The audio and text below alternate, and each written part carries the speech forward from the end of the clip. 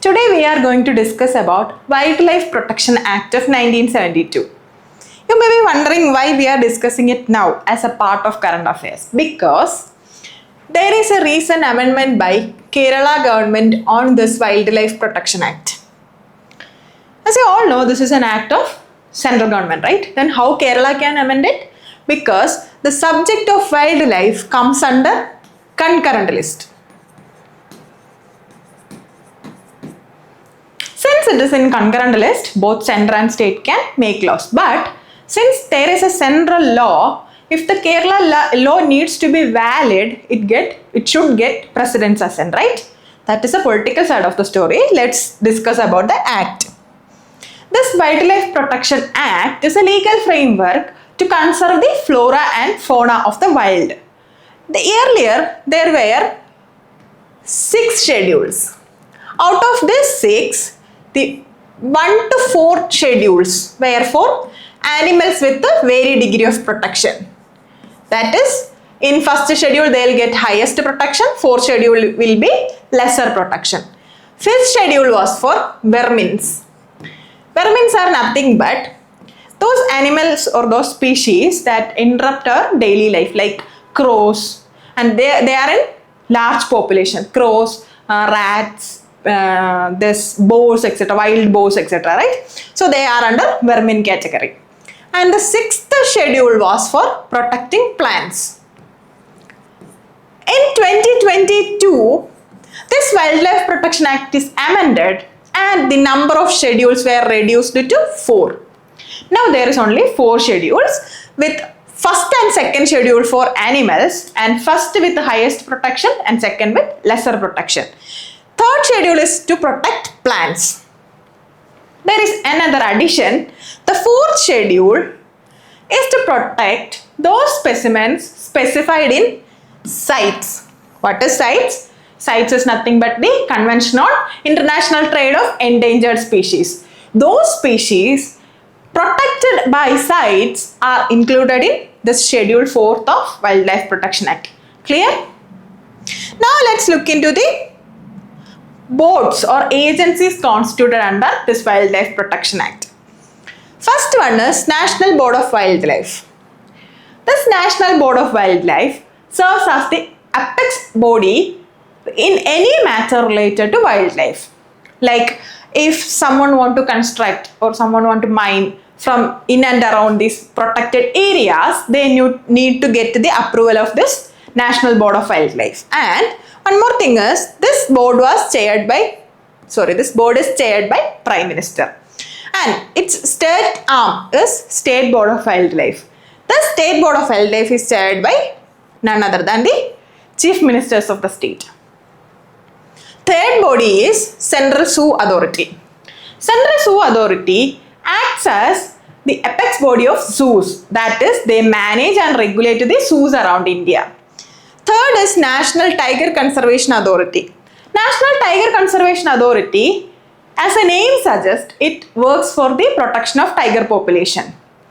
And they approve or declare the areas as tiger reserves. Fifth body is WCCB or Wildlife Crime Control Bureau.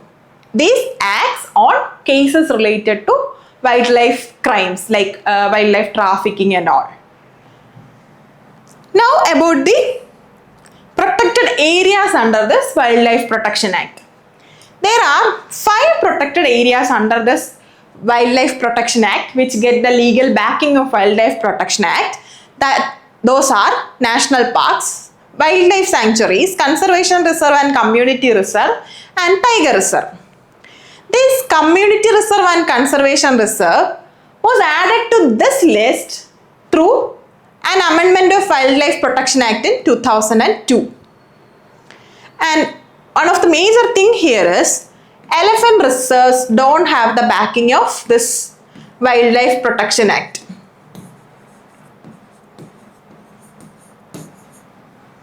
Now, about the initiatives under this Wildlife Protection Act.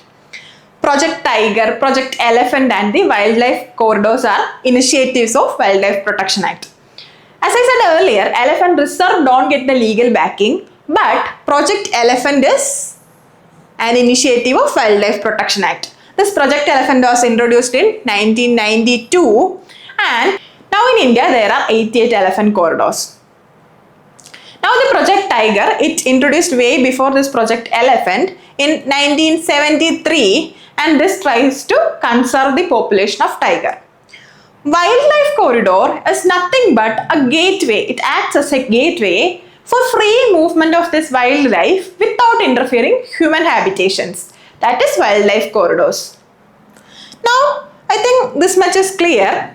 Let's do some MCQs, and one MCQ is from our previous year questions and another sample MCQ is provided. Just go through the questions and try to answer them. Now let's solve this question. This is a question from 2020 prelims. You should answer this question based on 2020 data, because the question is about Schedule 6 of Wildlife Protection Act. What if a plant is added to this schedule? Actually, this schedule is replaced by 2022 amendment. So till 2022, this Schedule 6 protects plant species, right? And if a plant is added to Schedule 6, that if you want to cultivate that plant, you need to get license. So options are: a license is required, such plants cannot be cultivated, genetically modified crop, or it's an invasive species. So answer is, you need to get a license to cultivate plants included in this Schedule 6. Now there is no Schedule 6. These plants are protected under Schedule 3. So if you need to cultivate some plants under Schedule 3, now you need to get the permission. Now this is another sample MCQ. Just go through the question. The question is like, with reference to Wildlife Protection Act, consider the following given and which of the following are covered under the Act. Options is wildlife sanctuary, national park, tiger reserve and elephant reserve. Wildlife sanctuary and national parks are covered. Tiger reserve is also covered, but elephant reserves are not covered under this Wildlife Protection Act. So answer will be only 3.